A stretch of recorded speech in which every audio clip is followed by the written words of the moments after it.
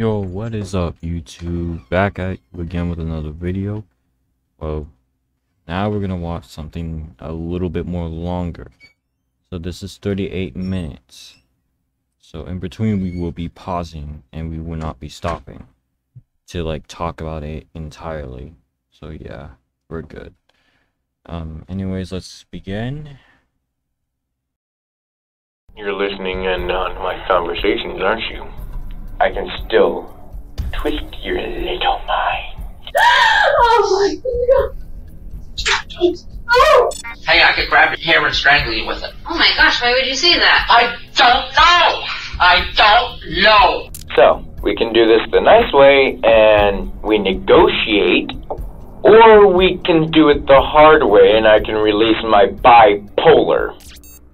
Our first crazy moment in an interrogation came from Susan Monica in 2014. At the time, she was being investigated for identity theft in Weimar, Oregon after she'd been caught using someone else's Oregon Trail food stamp card. The card she was using belonged to 56-year-old Robert Haney, a handyman who'd been working for Susan on her rural property and living there in a trailer. He had mysteriously gone missing approximately 3 months before Susan was caught with his Oregon Trail card. When an officer conducting a search warrant on her land discovered something truly gruesome near her home, Susan was brought in for questioning. Susan, we found a leg by your house. Appears to be an ankle, foot, knee joint. A leg? A human leg next to your place.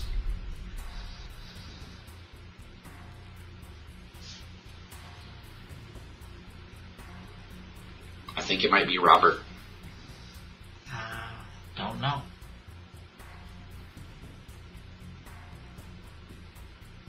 Who could it be? No idea. You think it might be Robert? I guess I should ask where it was. If it was down there by his trailer. No. It was right next to your place. Just a few feet from your place. I don't know then. If it were down by his trailer, he might have fallen down the hill or something. But if it was up at my place, I don't know. That's it. Do you think it's kind of strange that there's a leg right next to your place? Very. Does it concern you? Yes. As it would turn out, the leg did belong to Robert, and Susan's explanation of how exactly Robert died is one of the most bizarre stories we've ever heard in an interrogation, only to be topped by what she would claim later on, as you'll soon see. She adamantly denied knowing what happened to Robert and said she hadn't seen him for about a month after he went missing. That is, until the morning she woke up on her farm and headed down to her pig pen. He was like half eaten. He was... By what? By the pigs. Okay. He was like half eaten by the pigs. His guts were all over the place. He was still alive. I knew he wasn't going to be alive for more than a few more minutes. I went back up to my house and I got a gun and shot him in the head. Pigs get hungry. If he was out there, I don't know what happened to start with.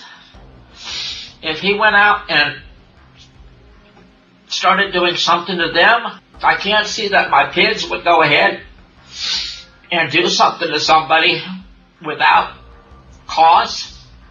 And how did you know he was alive? I could see his arm moving. And was he still moaning? Yeah, it was moaning a little bit. So what did you do then? I yelled at the pigs, and they were doing their thing. They're just, having lunch or breakfast. They were having breakfast on him. I didn't think he was going to live more than a few more minutes. Did he say anything to you? No, he didn't say anything. He was just moaning. So But you went back into your house. I went up and got my rifle and I shot him in the head. How many times? I don't know. More than once? I don't know. What follows is the first of Susan's craziest moments during her interrogation. Where did you shoot him at? I shot him in the head. I did not look to see where I was shooting him. I just took the rifle and shot. Was he laying on his back, his side? On his back. So most likely anything would have been like... I don't know. I didn't look. I saw his guts laying on his back. I knew there was no way for him to be alive more than a couple more minutes. I went up to the house and I got my rifle. I just went like this. I just turned my head and I shot. And then I didn't see any more I didn't see his arm move or any more moaning, and I left. After shooting Robert, Susan left his body in the pen to be eaten by the pigs before she disposed of his remains by keeping them in bags near where she lived. Given the shocking nature of her bizarre story, she eventually agreed to take a polygraph exam. Oh. Whatever. Susan wipes feces off the chair with her hand and then uses her hands to wipe her face with the tissue.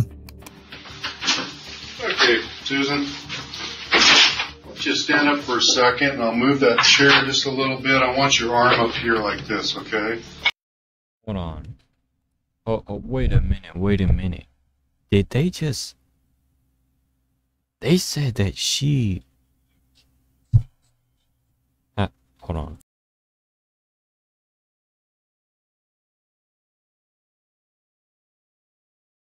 They literally just said that she wiped... Oh my god. Dude. Wouldn't be me as a cop. I'm not gonna lie. Would not be me. But yeah, good luck with that.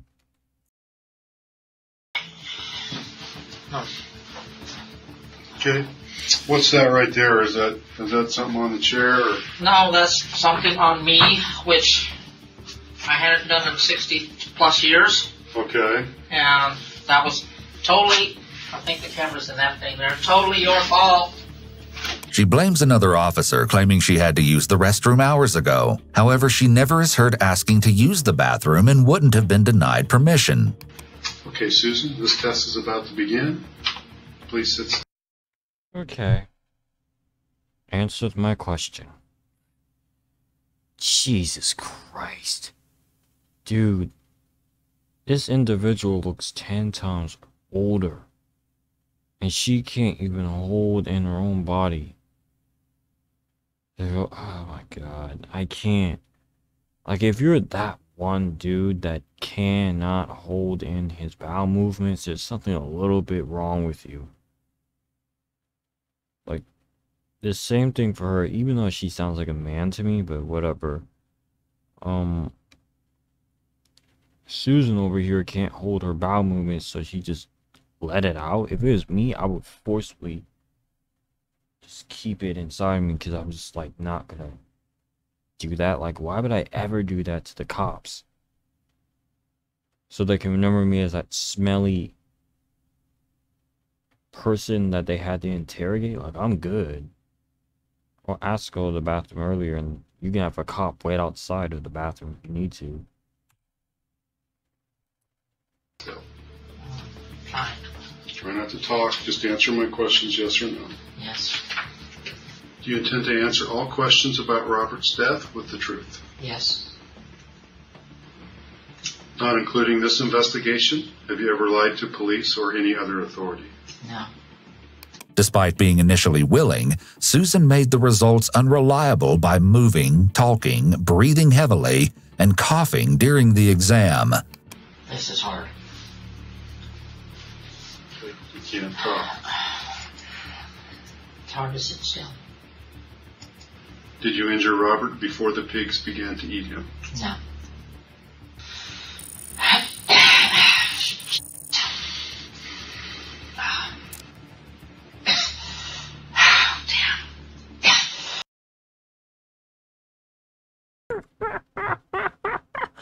Jesus Christ, she's coughing a little bit too much for my taste. Everything is like a cough for her, like, Jesus, chill out. Just do the interview and stop messing up. Like, it's not that serious. Jeez, she's still coughing.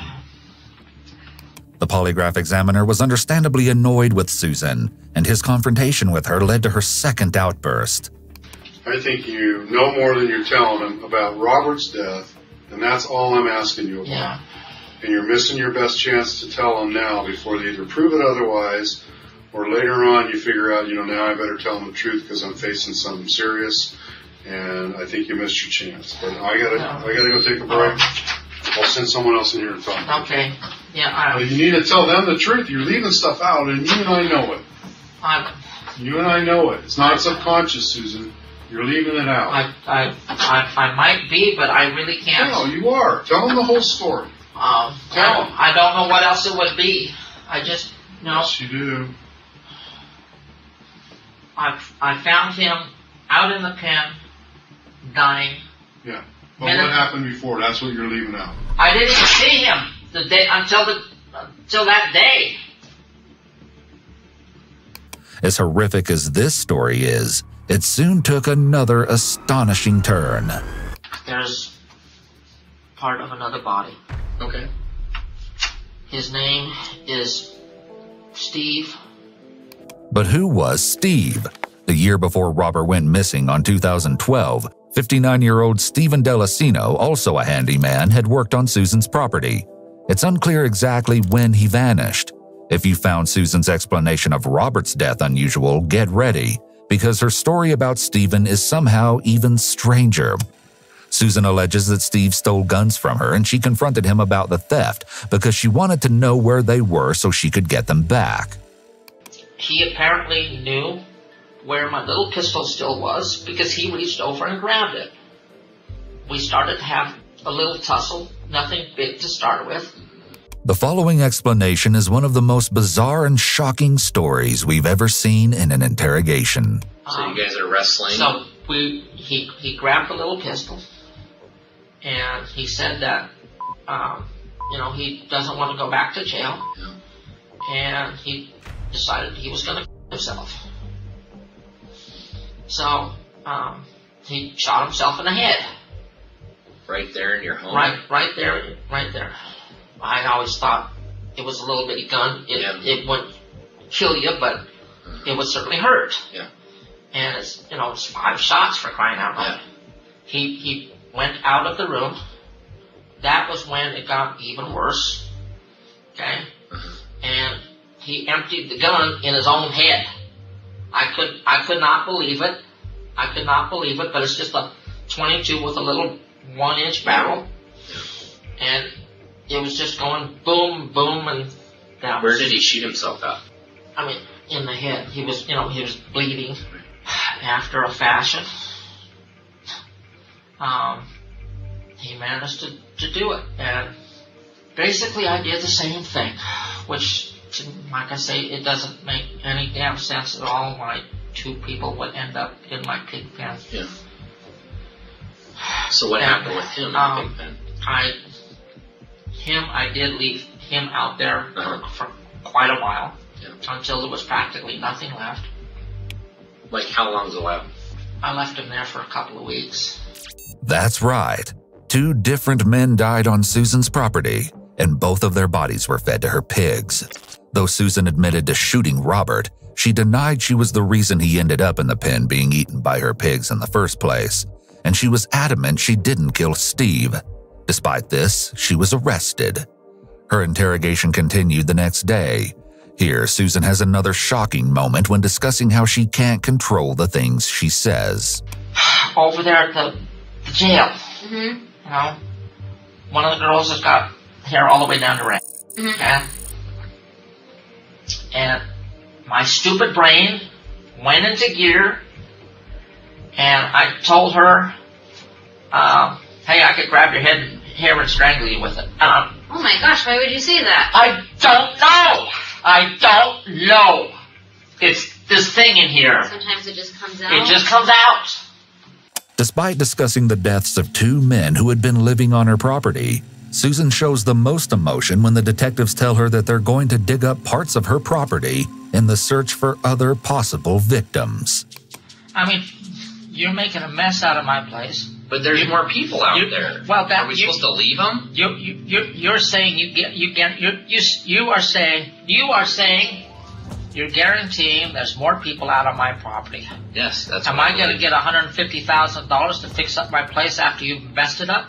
If we find one person, it's worth messing up the property. It's a human being. I am saying if you do not find anybody out there. I'm almost positive we're going to. I'm saying if you do not find anybody out there. We already know there's 2. I'm saying if you do not find anybody out there, are you going to pay me $150,000 to put it back the way it was? No, absolutely not. That's what I'm saying. There's no guarantee of nothing here. Well, what do you want? I don't want you messing up my place after me and Steve have put so much into it.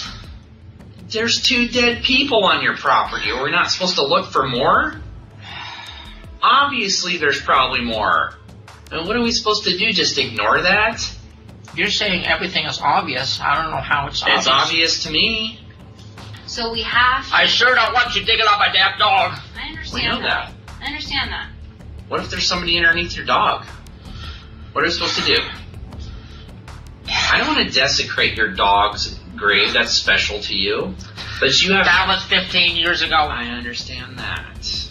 You're saying that for the last 15 years I've been killing people? No, not at all. I'm saying there could be other dead people on your property. And if you know about it, you better just tell me now. I don't. And save us all this, of things that we have to do. We know that there's 2 dead people there. We also know that we don't know how many more there are. So we are going to dig and look until we make sure that we have checked every square inch of that 20 acres and we know for sure there's no one there. When the interrogator doesn't budge, Susan's hostility escalates. Well, the worst is done. If you killed somebody and they're out there, or there's somebody dead out there, they're dead. We can't bring them back. But see, that you're saying something and you're not backing it up with a damn thing. Are you going to sign a piece of paper saying what am I don't supposed to? If you sign up with, if that I'm you going to quit my job. Yes. I don't have to. You just said you would if you didn't find anybody.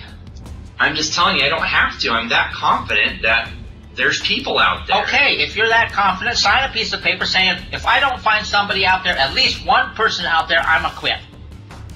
And this is why I don't get you, is when you continue to be hostile. Hostile. Okay. You continue to put up a fight. Yes. Even though the detectives were certain they would find more bodies on Susan's land, in the end, they didn't find any more. In 2015, Susan Monica was found guilty of killing Robert and Steve and sentenced to 2 consecutive 25-year prison terms, totaling in a 50-year sentence with no chance of parole. In our second interrogation case, the intense outbursts didn't come from the suspect, but from their family member, as they learned the horrific truth of their loved one's dark deeds. This is 15-year-old Alyssa Bustamante. Just days earlier, her neighbor, 9-year-old Elizabeth Olton, had gone missing in St. Martins, Missouri. Just before she vanished, Elizabeth had been at the Bustamante house, playing with Alyssa's younger sister, Emma. I don't really know that much about her either. Tell me what you do know about her. Okay. She'd come over and swim. She's kind of girly, not like naturistic, I guess you could say. She can be annoying. Okay. They were like, yeah, there's 3 sheriffs there. People were out searching for her. They can't find her. They just say she's missing. They were questioning me about the day. They didn't actually question me that day though, because I went up to take a shower, and then they just left or something. So they just told you it was missing. My grandpa did. Yes. How did that make you feel? I didn't think it would happen. Though at the time of this interview there was no sign of the missing little girl, Alyssa had come to the FBI's attention when her diary and its bizarre contents were found. She wrote down her thoughts and feelings like any normal teenage girl, but nothing could prepare the investigators for what else they would find inside. Alyssa had scribbled the words out in blue ink, thinking no one would ever figure out how to read them. Despite her efforts to cover up the entry, investigators were able to read the disturbing original writing. I just fucking killed someone. I strangled them and slit their throat and stabbed them. Now they're dead. It was amazing. As soon as you get over the "oh my god, I can't do this" feeling, it's pretty enjoyable. I'm kinda nervous and shaky though right now. Okay, I gotta go to church now, LOL. Not only this, but a grave-shaped hole was found in the 60 acres of woods behind the Bustamante house. Alyssa was brought in for interrogation. Because of her age, Alyssa was accompanied by her grandmother Karen, who was sitting in the corner of the room, facing away from the camera. Even before entering the room, because of her diary, the investigators were certain Alyssa was somehow involved in Elizabeth's disappearance. Have you dug a hole like this before then, or is this the first time? It's not completely like this, but it's like kind of like that. Okay, Like so big this. enough for a shoebox. Okay, but this is the first time of that size. Yes. Yes. Okay. But what about the big round ones that I kept falling in? And I mean, they're deep. And I said, "Tony, did you guys quit doing this? Because they're dangerous. And we used to ride our horses up there, and I could bring Sure. back. I mean, they're huge. Okay. There's like 3 or 4 of them. Yeah. Are you And this is, digging, now this is on our property. digging pits for a while? I don't. It was entertaining. From this point onward, there will be a massive shift in Alyssa's demeanor as she realizes the games are over. Do you think they went through your diary? If they collected it, then most likely. What? The only thing I can think of is embarrassing things they find at me. Even if you write something down, Yeah. it doesn't matter. Let's say you write it down in pencil, and then you take a pen and try real hard to scratch it out. Mm-hmm. That doesn't make it go away. Okay. It's still there. Every word, every stroke is still there. We both know what we're talking about here. Mm-hmm. If this was an accident, that's fine, but we need the truth. We have to know where she's at. We have to give this family some closure. Is this something that was planned out, or was this just an accident? After an hour and a half of interrogation, Alyssa finally breaks down and confesses. It was an accident. Okay. That's kind of what I thought.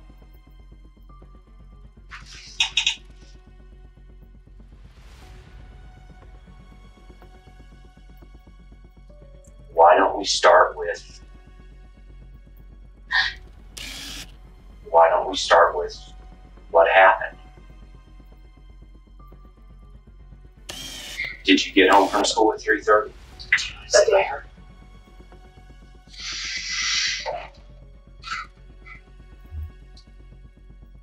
You got home at 3:30, Mm-hmm.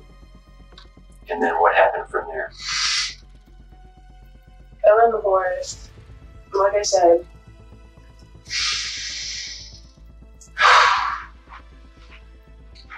And is it there? Yeah, which one?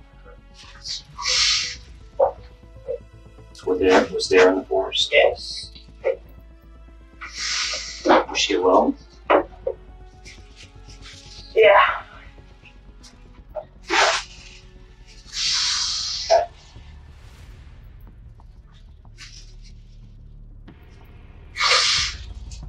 We decided to go hang out because it was a nice day. We were just messing.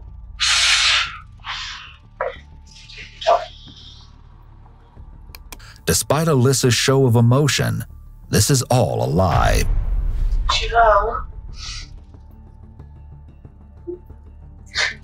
She died.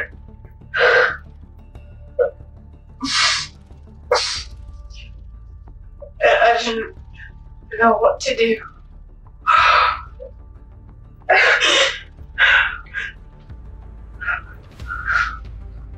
So I burned her body. Again, this is a lie. Alyssa didn't burn her body. Why did you dig that hole? Was that for her?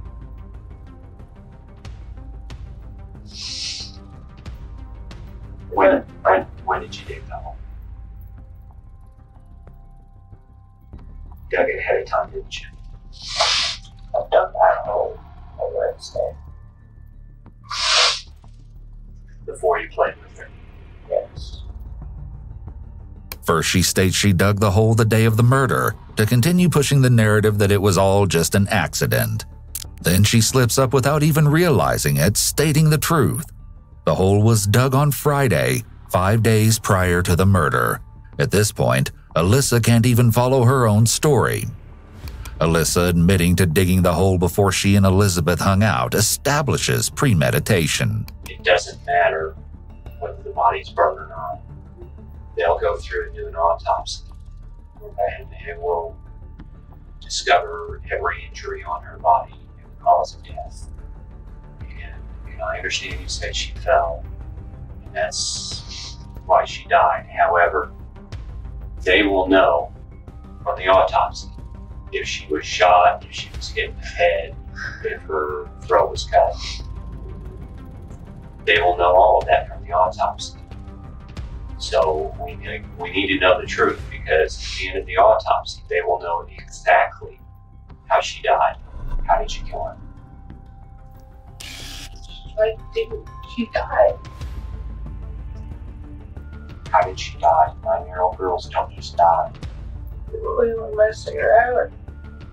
But she fell back and hit her head. Was her throat cut? Watch Alyssa's grandmother Karen in the corner. She's about to have one of the most dramatic and emotional meltdowns we've seen in an interrogation. Yeah. Oh. You.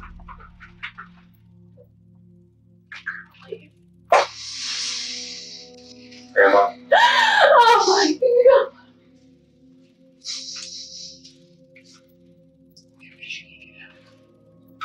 She wants Grandma to leave. I'm not going to ask any questions right now until we get.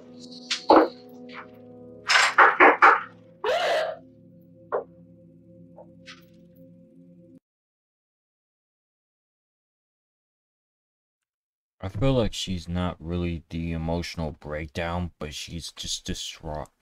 Emotional breakdown to me, sorry, you can't hear me on mic. Emotional breakdown to me would be low-key going off and firing on this girl. That's what I see as a emotional breakdown. I don't see this person just sitting there and allowing it to go down. And then the fact that she said you can leave just shows how emotional she is. Thank God this case will be over. I'm not gonna lie. She's in jail, rotting there where she belongs. Honestly, she's more of goth than emo in my opinion, but meh.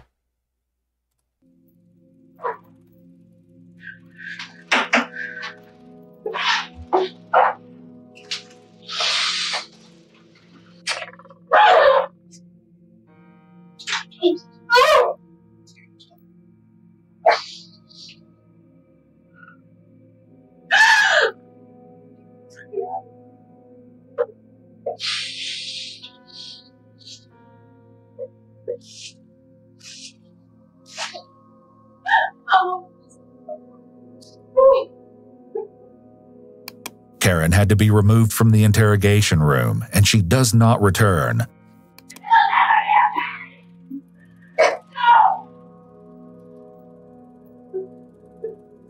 So, what happened that day? Alyssa had lured Elizabeth into the woods as the little girl was on her way home. There, she strangled her, slit her throat, and stabbed her 8 times in the chest. She then buried her body in a hole she had dug 5 days earlier and went back home as though nothing had happened. Immediately after the slaying, Alyssa wrote in her diary, but unfortunately for her, investigators used backlighting to make out what had been written. Ultimately, Alyssa was convicted of second-degree murder and sentenced to life in prison with the chance of parole after the year 2039. Now, with our final case, it's time for some of the most bizarre moments ever in an interrogation. Are you ready? This one is a wild ride from start to finish. You're listening in on my conversations, aren't you? Camera off.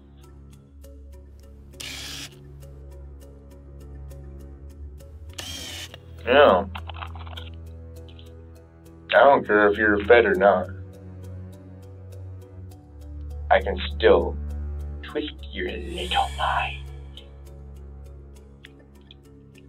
Don't piss me off.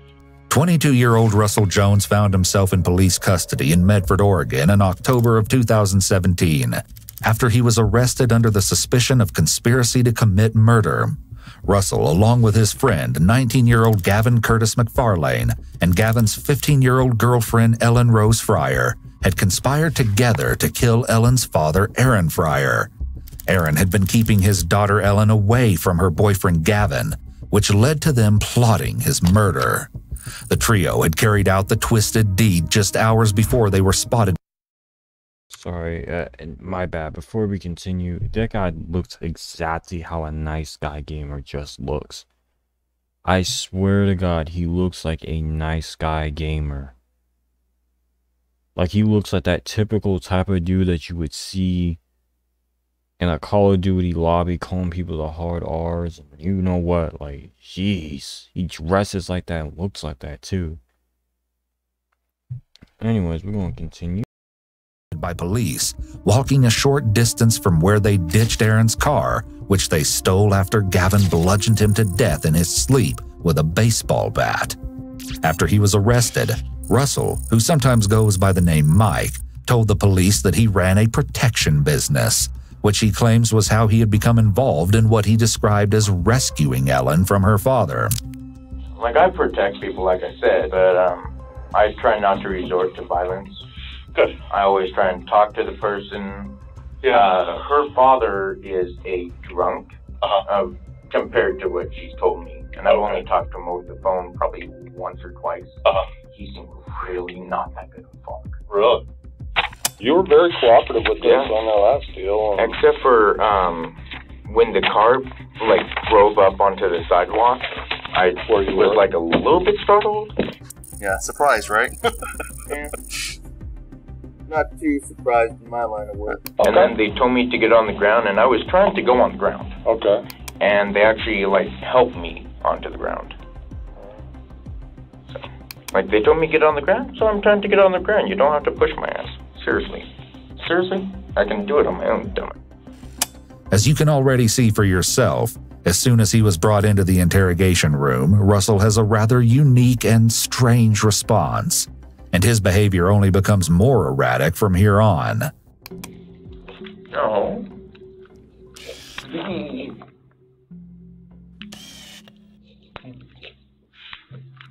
Two cops were nice. Very nice guy. He was actually pretty good too. Maybe I should talk to him more often. No, I ain't no rat. Russell had numerous encounters with law enforcement leading up to this moment. There are several charges on his record preceding this crime, including sodomy and abuse in the 3rd degree. I wonder if I can be an undercover agent. Ooh, a really long one.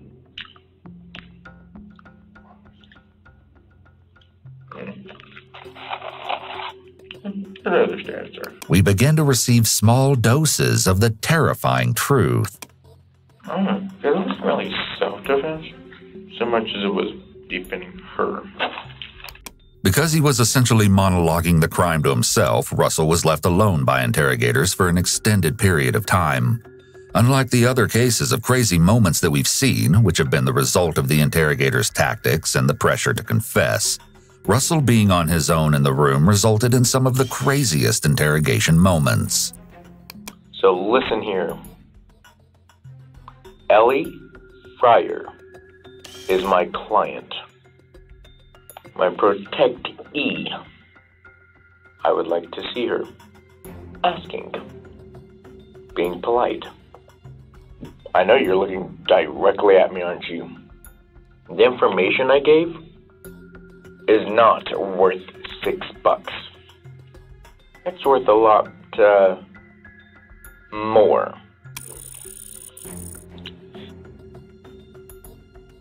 When he accidentally turns off the recording device, he seems surprised he can do so and begins playing with it. Red means you can't hear me. Green, you can.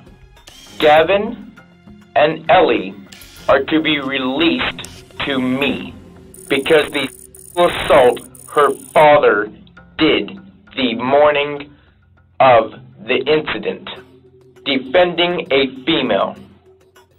Now here's the thing. I know the cops' twisted little pathetic rule game. And actually, sometimes I like to think that I invented the rule book. I'm not exactly bragging, but I use reverse psychology, which makes me be able to make you think it's not Gavin, but in fact, your own kid, by reverse psychology, making you look like the lunatic. Gavin was only protecting Ellie. We can play it the easy way or the hard way. I'm talking nice. You got two choices. One, put a bullet through my head, or two, for all the evidence that I gave you guys, right there on a silver platter, right there, down to the last detail. They were waiting for Aaron, who rested on the living room couch, to fall asleep. Eventually, they heard snoring, and Gavin began to make his way to the living room. His first attempt to kill Aaron failed when he accidentally kicked a trash can. It was still dark. Aaron woke up, and Gavin retreated to Ellen's bedroom, and she pretended she needed to use the restroom. Oblivious to his impending fate, Aaron purportedly said to Ellen, "Stop scaring me with all these people breaking in lately." When the two heard his snoring once more, Ellen handed Gavin an aluminum baseball bat, something Aaron had kept close by for protection, and told Gavin, take him out. After Gavin was finished, he sent Ellen a message informing her that it was done. Russell, who had stood outside with a machete for backup, entered the home at that point to assist with transporting Aaron's body. A whole list, step by step by step. Even a third grader could read how easy that was. Remember, Russell has been alone this entire time. For one, Ellie is still technically a minor. You want to play hardball? I played baseball when I was younger. I wouldn't go there. And I know everything that I'm saying is being recorded, and I'm doing it on purpose. I can easily turn the speaker off and rant, and then you guys will come in thinking I'm a loony because you don't hear me. Here's the thing. I'm not the one with the donut fetish. Give a cop a donut, and he'll want a coffee to go with it. Give a mouse a cookie, and he'll want a glass of milk. Give a moose a muffin, and he'll want something else. But here's my favorite one. What is it when a cop car is towed by a tow truck? Pulled port.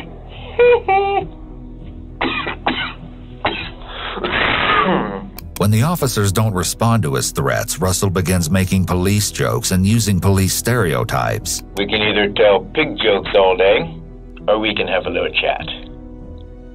I'm very, good at convincing people.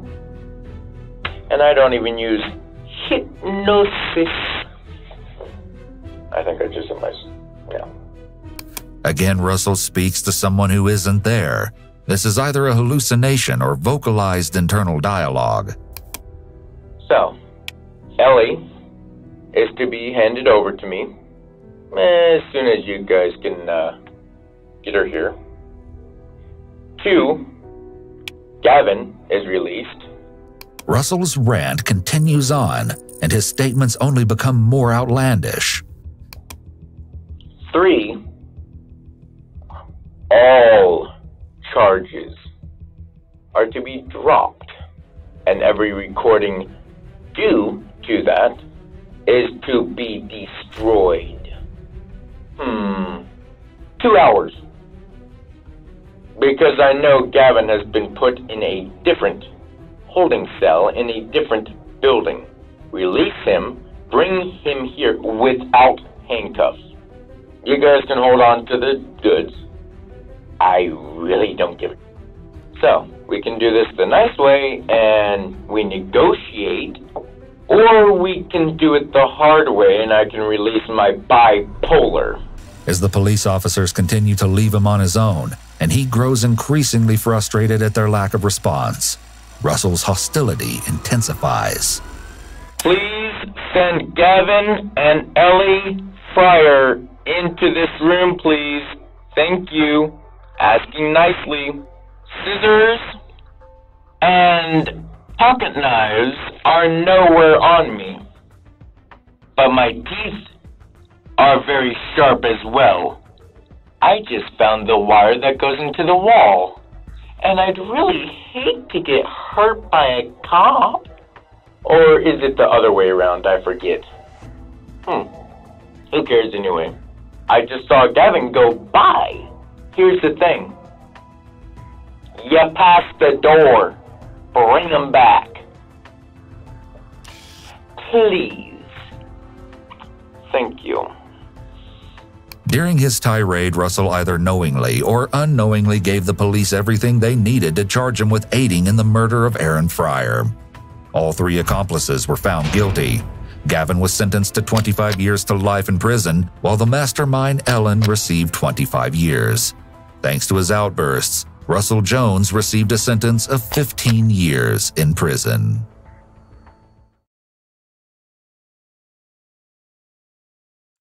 Bro, I saw the whole 3 hours of that, I really wanted to go on that. Remember the last bipolar dude? Now that guy was a trip. So I'm gonna let you guys know this. The person that was narrating this apparently said the doctors diagnosed him with autism. Now, I think people get bipolar and autism confused in multiple different ways. Autism is nothing on bipolar's level. Bipolar is unpredictable emotions in all sorts of ways. Like, you cannot tell this person is angry. You cannot tell this person is mad. They're all over the place. Next moment, they trick you with a whole happy face. The next moment, they're pissed. But that's not the point. The point mainly I wanted to make is this person getting abused, this Ellen girl, whoever the hell she is? Because why would she really need someone to knock her father out and kill him? That's what doesn't make sense to me. I try to understand that case, but why? God really asked why.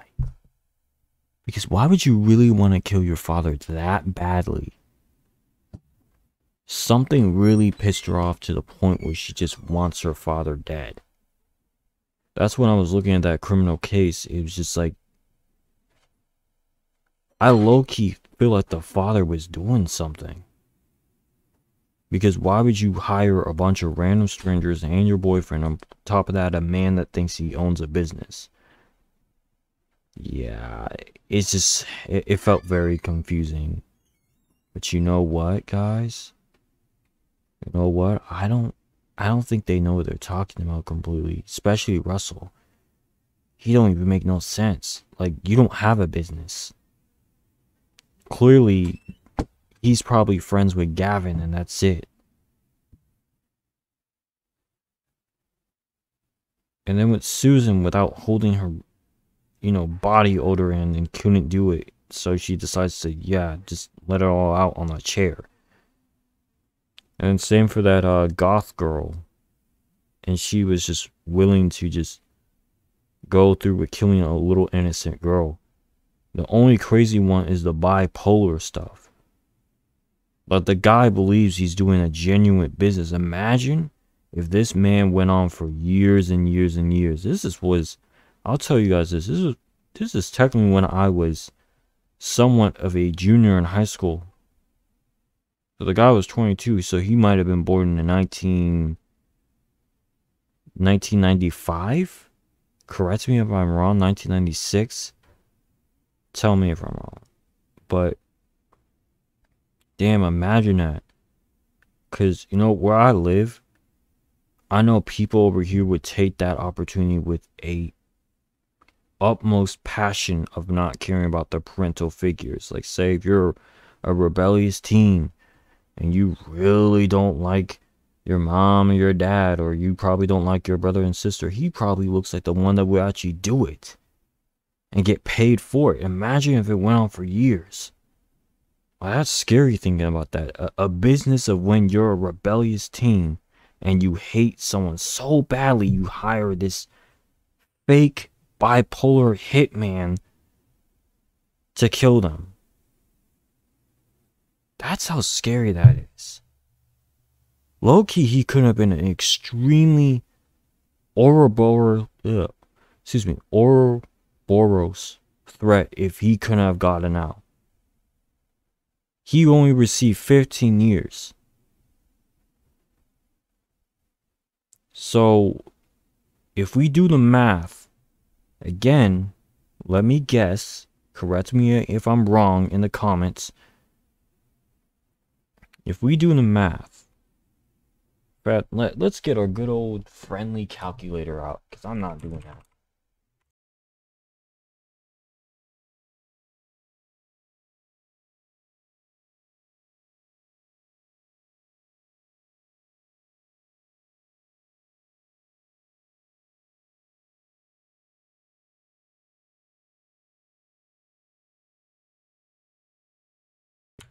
Sorry, he will be 37 by the time he gets out.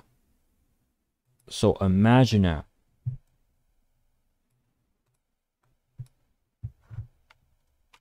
Now let's search up what year you'll be if you're 37.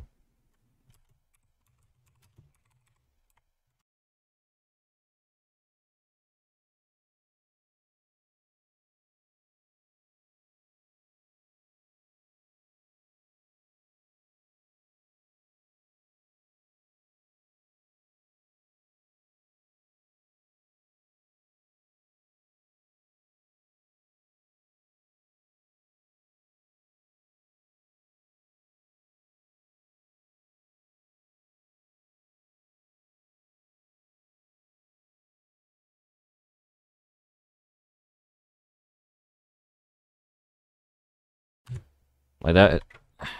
Oh my god, I don't know what's going on.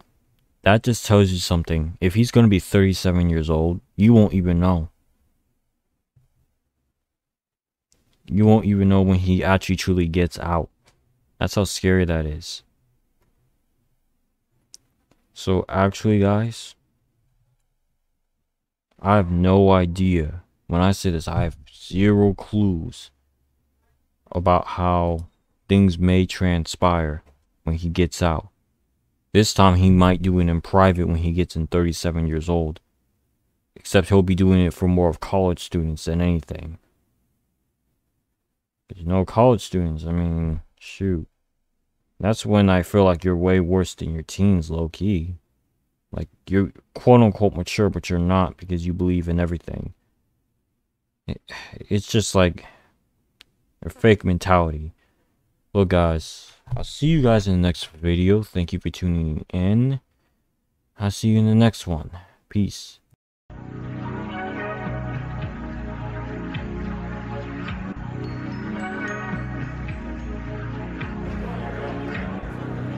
Hi, I'm Lucy Christian. I am the voice of Otako Uraraka, and you should subscribe to Neusxanity's channel. Peace out!